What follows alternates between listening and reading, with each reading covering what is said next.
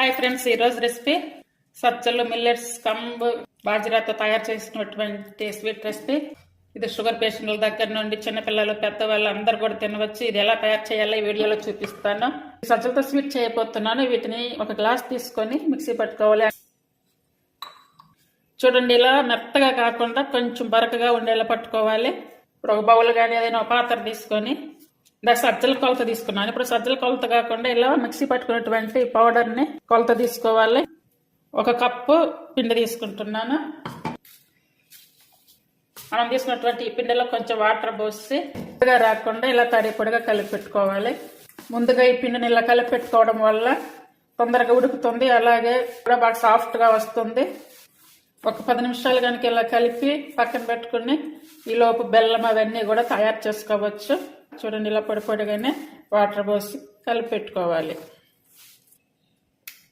మనకి ఇంట్లో ఉన్న ఈ నట్స్ తీసుకొని చిన్న చిన్న పీసెస్గా కట్ చేసుకొని వీటిని కొంచెం నెయ్యి వేసి వేయించుకోవాలి.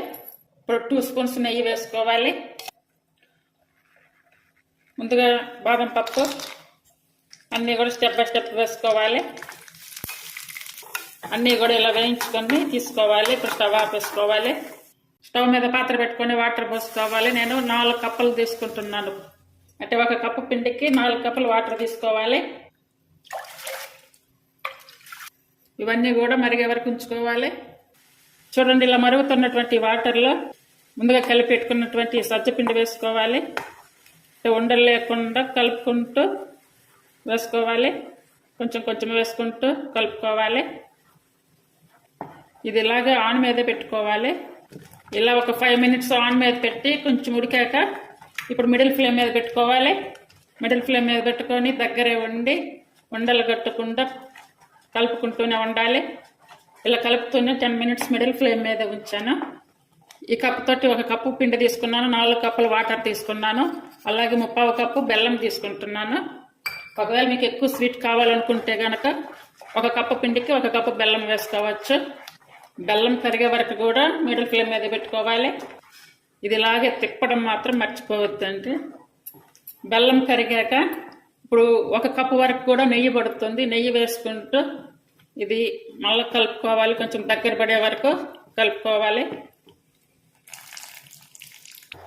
చూడండి, స్వీట్ అంతా కూడా దగ్గర పడింది.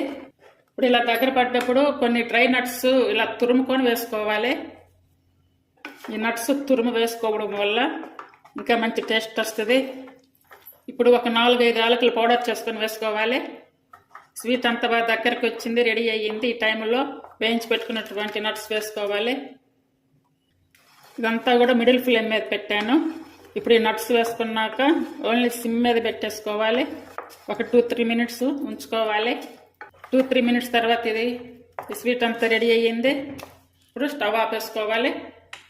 చూడండి, సజ్జలు బాజ్రా కంబుతో తయారు చేసినటువంటి స్వీట్ రెసిపీ తయారయ్యింది. ఇది అందరు తినొచ్చు, ఆరోగ్యానికి కూడా చాలా మంచిది. అలాగే షుగర్ పేషెంట్స్ కూడా ఎలాంటి భయం లేకుండా తినవచ్చు. బెల్లంతో తయారు చేశాను. ఇది చాలా బాగుంటుంది టేస్ట్. అందరూ తప్పనిసరిగా ట్రై చేయండి. నా ఛానల్ని సబ్స్క్రైబ్ చేయండి, లైక్ చేయండి, షేర్ చేయండి, అలాగే సపోర్ట్ చేయండి. చాలా బాగుంటుంది.